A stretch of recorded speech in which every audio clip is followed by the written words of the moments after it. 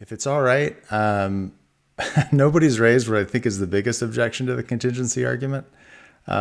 So if it's all right, maybe I'll just kind of share my slide and see what you think of that, and then if that's all right, if that's all right, I don't want to end the night without responding to what I think is the biggest objection to the contingency argument. Would that be okay? Uh, yeah, we can do that. Sure. Okay, perfect. So what I think the biggest critique of it, and I believe it's can't remember his name. He was in like Days of Our Lives. Scott Clifton. Scott Clifton brought this up in his debate. I guess you call it a debate. His discussion with Josh Rasmussen, and that's the claim that, well, if the principle of sufficient reason says that everything that exists has an explanation for its existence, and you want to say that God exists, well, then what's the explanation for God's existence? And so, and if you want to say that, well, God is a brute fact, well, then you're admitting brute facts. And so, if you're admitting God is a brute fact, then why can't I admit the universe is a brute fact? And so, have you heard that sort of objection before? Yeah, I'm familiar. Yeah. Okay, perfect. Yeah. So basically, my response to that is just to say that that necessity is a sort of explanation. If it's impossible that a thing could not be, that is a sort of explanation. And so I want to kind of use I'll use a mundane example to show why I think that. So let's say that I had a jar full of green marbles, and I got a slide up in the speaker's whiteboard for it. So let's say I have a jar full of green marbles. And now we know that jars full of green marbles are not necessary, and so it can't be the existence of the jar that I'm going to use the example for. And so instead, we'll just say that there's like a necessary result. And so, given that I have this jar full of green and only green marbles, if I draw a marble from it, I'll draw a green marble. Seems like a necessary result from that sort of an operation. So then, what would be the explanation for why the marble's green? Well, you could give different answers, different responses to that. You could say the only color is green that's in the jar, or there are no other colors that are in the jar. But these would all be various different versions of the response. Green is the only possibility. That's essentially what you're saying is green is the only possible outcome. And so then the question is like, all right, well, is the color of the marble, is it unexplained? Is it brute that it's a green marble that I drew? Well, no, we wouldn't say that. We'd say it is explained, and I've given the explanation. And the explanation is that it's the only color that could have been drawn. And so here we see that saying that something is the only possible way it could be is an explanation. It's not brute.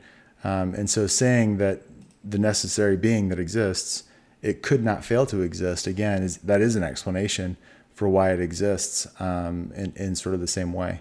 And so I don't think that God's existence violates the PSR. I think that it's consistent with it, just like our, green colored marble. Does that seem to resonate with you, or what do you think of that sort of response? Mm, I think the question of why doesn't it apply to God, and applying this analogy to the green marbles would be, why are there only green marbles in the jar in the first place? Yeah, well, we know that marbles are contingent, and we know that if I have a jar full of green marbles, I could have filled it with some other color. Right. And so naturally, like I can't use an actual jar of marbles, right? Yeah. So that's why I have to use like a necessary result. I have to like make a scenario where I've got a necessary result in order to show how necessity is a sort of explanation. Right, but so you're right that given that there are only green marbles in the jar, the result would be that we necessarily draw a green marble. I agree with that. Yeah. But the problem is that it's that uh, the fact that there are only green marbles in the jar is not necessary. Well, that's correct. Yeah. And so that's not what's meant Yeah. to be the analogy.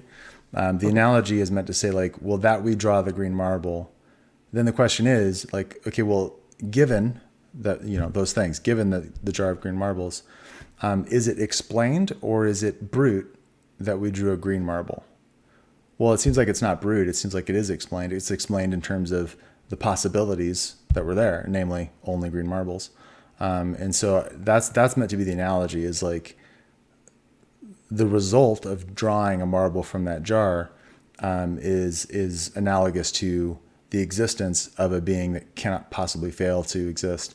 The drawing of a color that couldn't possibly be some other color is analogous in that way. Not the existence of the jar, because again, marbles are contingent. Right. And what I'm wondering is what would be the given in the God sense? Well, there wouldn't be. I mean, and so that's why, like, in my marble analogy, there is like a brute fact, and that's the brute fact of the Okay. existence of these marbles. And so, but marbles are contingent, and so I can't use a mundane example that, because everything in our world, our whole planet is contingent. So obviously, I can't point to anything on our planet and it be a necessary object. So I have to use something that's contingent and then make a scenario where I have a necessary result. I think is the best I can do for an analogy. But I still think the analogy works because we have a necessary result, and yet the necessity of the result is an explanation. And so it seems like, in that sense, since we can see that, at least in that scenario, necessity is an explanation, it's not brute, then it seems like we've got reason to think that necessity in the existence of God is an explanation, it's not brute. And that's really all that the slide's trying to show. I would need to think about it. It seems to me that there's some error there, but I would All have right. to think about it. I give you this vague unease that I'm tricking you somehow.